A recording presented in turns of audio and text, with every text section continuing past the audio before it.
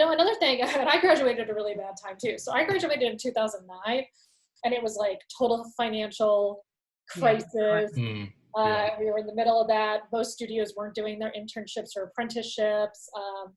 I had been a really good student all the years. Like I was always like top of my class. I was always in the producer shows. Like I thought I'd be like set up for a job because I just worked so damn hard. But then, when I graduated, actually at the job fair my senior year, and I'm not going to say who, but somebody at Pixar was really mean to me.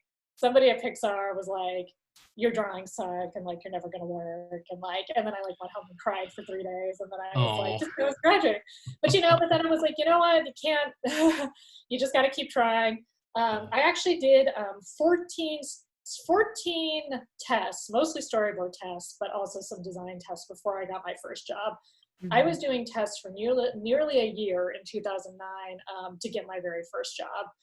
And of course, that first job was on Mad. And then I also got the job on Robot and Monster through a test. So, but I had to do 14. So, so I think it's just really important not to give up, because even if you think you're doing well, like I thought I was really good at school. And then, I felt like when I graduated, it was like, okay, I still have like a lot more to learn, but I actually think I got better with every test, Yeah. I've seen younger artists who take 1, 2, by test number 3 they're like, well, I guess I'm just not I'm not cut out for this. But you did 14 tests. I did 14. And then I got my own show just a couple years later. So if I think it's so important not to give up. Like if it's really something that you really want to do, you just need to find out how to get better. And also, and there's a lot of controversy with tests, definitely. And a lot of those tests are really long, and most of the time you don't hear feedback. And the time I did 14 tests, I only got feedback twice. A lot of times you just don't even hear back. A lot of times you don't even hear back. But you know what? I think if you're trying to break in, it's still good to do the test. And like, even if you're not getting feedback from the people from the show that you're doing the test for, ask other people, ask friends, try to see if you can get feedback from anybody. I mean, you just need to keep having these conversations, to just see what you can do to get better and better. Like, it's so important. I have 2 questions here from 2 people who are kind of on the same track, so I'll ask them both together. Sophia asks, what would you recommend for people that have already graduated college and feel lost on what to do next? And Whitney, do you have any advice for someone a little older, late 20s, early 30s, who is wanting to get into the industry? That's not older. Yeah.